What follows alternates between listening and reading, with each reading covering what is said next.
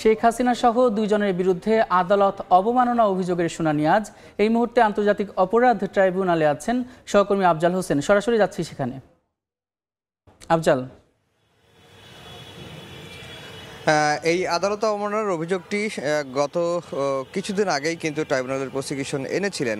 শেখ হাসিনা ভারতে বসে গাইবান্ধার একজন আওয়ামী লীগ নেতার সঙ্গে টেলিফোন আলাপ করেছিলেন এবং সেই আলাপেই শেখ হাসিনা একটি কথা বলেছিলেন যে তার বিরুদ্ধে 227টি মামলা হয়েছে, তিনি এখন 227 জনকে খুন করার এখতিয়ার পেয়ে গেছেন।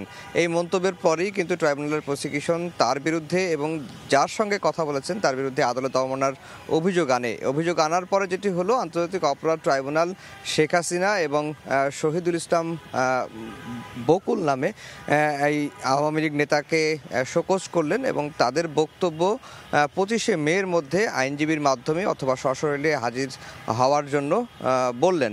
কিন্তু শেখ হাসিনা বা ওই আসামি, ওই ব্যক্তি, তারা আদালতের ট্রাইব্যুনালের আদেশ অনুযায়ী তারা কোনো বক্তব্য জমা দেননি। এরপরে নিয়ম অনুযায়ী ট্রাইব্যুনালের প্রসিকিউশন তাদের বক্তব্য আবার চাওয়া হলো এবং দুটি গণমাধ্যমে বিজ্ঞপ্তি জারি করলেন এবং বিজ্ঞপ্তি জারির 7 দিনের মধ্যে তাদেরকে বক্তব্য দেওয়ার জন্য বা ব্যাখ্যা দেওয়ার জন্য, সশরীরে হাজির হয়ে ব্যাখ্যা দেওয়ার জন্য আহ্বান জানানো হলো। কিন্তু আজকে সেই 7 দিন শেষ হলো। এখন পর্যন্ত ট্রাইব্যুনালের প্রসিকিউশন বলছেন যে লিখিত বা কোনো ধরনের ব্যাখ্যাই শেখ হাসিনা বা ওই ব্যক্তি দেননি, যার ফলে যেটি হচ্ছে যে আন্তর্জাতিক অপরাধ ট্রাইব্যুনালের আইনে যেটি বলা হয়েছে যে আদালত অবমাননার অভিযোগ যদি কারো বিরুদ্ধে প্রমাণিত হয় তাহলে তার সাজা হচ্ছে 1 বছরের কারাদণ্ড, 5,000 টাকা জরিমানা।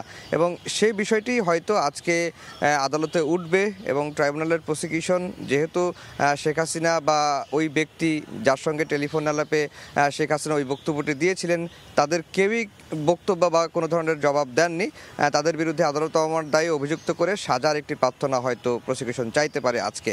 তো এই ছিল আন্তর্জাতিক অপরাধ ট্রাইব্যুনাল থেকে আমার কাছে সবশেষ খবর। আন্তর্জাতিক অপরাধ ট্রাইব্যুনাল থেকে যুক্ত ছিলেন সহকর্মী আফজাল হোসেন।